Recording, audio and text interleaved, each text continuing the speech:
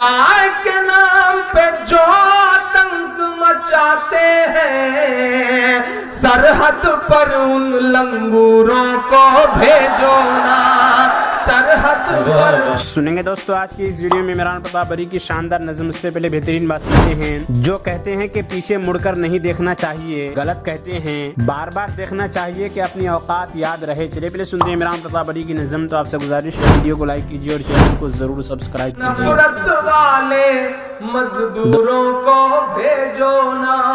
अगला काफिया अगर मजा दे जाए तो आप सबकी दुआएं मिले।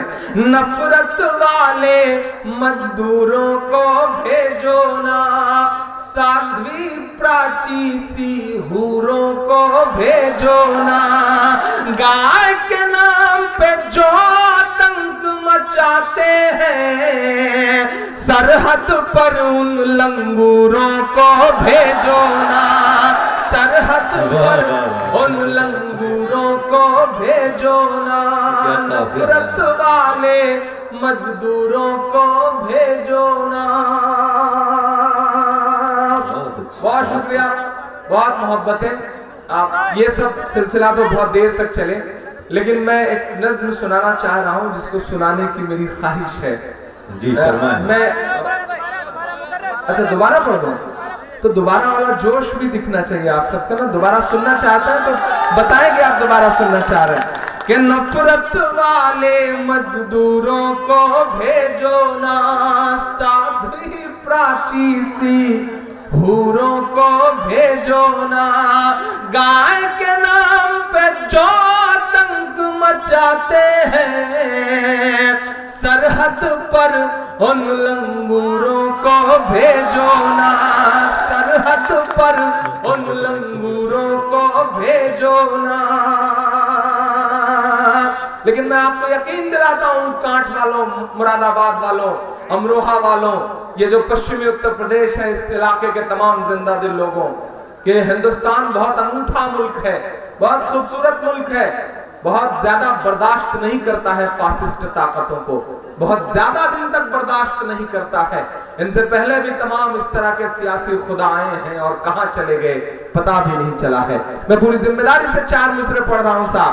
2014 के बयानात और 2016 आते आते हालात। इमरान मिसरे पढ़ता है, पढ़ता हूं, अनीस भाई सुनेगा।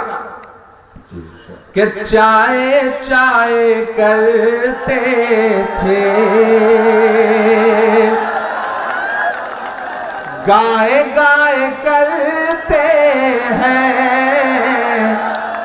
चाय चाय करते थे। थोड़ा सा और जुड़े उधर के भी लोग। मैंने कहा ना सच में मैं बहुत थका हुआ आया हूँ, बहुत थका हुआ आया। बस थोड़ा सा आप दुआ दे देंगे, दाद दे देंगे तो मेरी थकन उतर जाएगी। मैं पढ़ता हूँ साहब कि चाय चाय करते थे, गाय गाय करते हैं, चाय चाय करते थे, चाय चाय करते थे, गाय गाय करते हैं, जागे हैं दलित जब से, हाय हाय करते हैं, जागे हैं दलित जब से। बाकिर भाई आप हैं कहाँ दिखा? अच्छा इधर है। मैं देख ही नहीं पा रहा था कि बाकिर भाई, मुझे लगा किसी शायरा के साथ निकल तो नहीं गए, लेकिन बड़े शरीफ आदमी हैं, इनसे उम्मीद की नहीं जाती है। शरीफ भी हुए, एहतियात से भी काम लेते हैं। अरे अच्छा, एहतियात से काम लेते हैं। अल्लाह इसी तरह से आपको समझदार बनाए रखे। ये आदमी चाहे जैसे हो, चेहरे से बहुत शरीफ लगता है, इसमें कोई दो राय नहीं। और हो भी क्यों ना, जिस शहर से आते हैं उस शहर की तासीर ही कुछ ऐसी है कि आदमी काम कैसा भी करे लेकिन चेहरे से बहुत शरीफ लगता है। मैं पढ़ता हूँ साहब कि चाय चाय करते थे, गाय गाय करते हैं, जागे हैं दलित जब से। دوستو عمران صاحب کی نظم سننے کے بعد آپ اپنی رائے میں کیا کرنا چاہتے ہیں وہ نیچے کمنٹ باکس میں ضرور بتائیں۔ یہ دوستو منتخب حدیث کتاب سے مسلمانوں کے حقوق سنتے ہیں۔ حضرت عطا بن یسار رحمۃ اللہ علیہ سے روایت ہے کہ ایک شخص نے رسول اللہ صلی اللہ علیہ وسلم سے پوچھا، یا رسول اللہ، کیا میں اپنی ماں سے اس کی جائے رہائش میں داخل ہونے کی اجازت طلب کروں؟ آپ صلی اللہ علیہ وسلم نے ارشاد فرمایا، ہاں۔ اس شخص نے عرض کیا، میں ماں کے ساتھ ہی گھر میں رہتا ہوں۔ آپ صلی اللہ علیہ وسلم نے ارشاد فرمایا، اجازت لے کر ہی جاؤ۔ اس شخص نے عرض کیا، میں ہی ان کا خادم ہوں، اس لیے بار بار جانا ہوتا ہے۔ آپ صلی اللہ علیہ وسلم نے ارشاد فرمایا، اجازت لے کر ہی جاؤ۔ کیا تمہیں اپنی ماں کو برہنہ حالت میں دیکھنا پسند ہے؟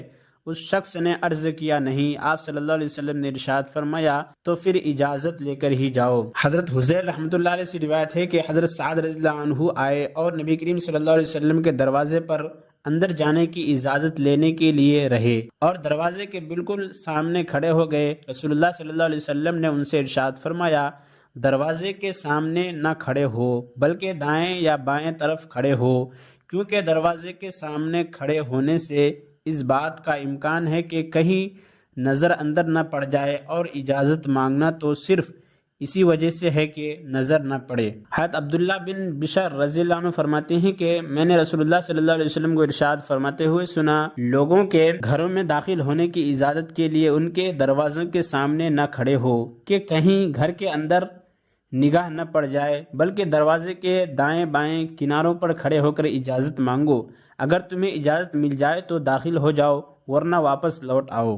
حضرت سلمان فارسی رضی اللہ عنہ سے روایت ہے کہ نبی کریم صلی اللہ علیہ وسلم نے ارشاد فرمایا، مسلمان جب اپنے مسلمان بھائی سے ملتا ہے، اس کا ہاتھ پکڑتا ہے یعنی مصافحہ کرتا ہے، تو دونوں کے گناہ ایسے گر جاتے ہیں جیسے تیز ہوا چلنے کے دن سوکھے درخت سے پتے گرتے ہیں، اور ان دونوں کے گناہ معاف کر دیے جاتے ہیں، اگرچہ ان کے گناہ سمندر کے جھانک کے برابر ہوں۔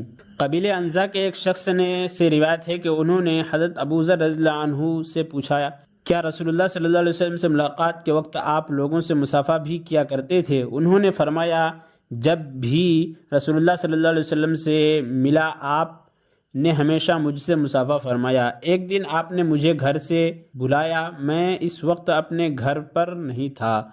جب میں گھر آیا اور مجھے بتایا گیا کہ آپ صلی اللہ علیہ وسلم نے مجھے بلوایا تھا، تو میں آپ صلی اللہ علیہ وسلم کی خدمت میں حاضر ہوا۔ اس وقت آپ صلی اللہ علیہ وسلم اپنی چارپائی پر تشریف فرما تھے۔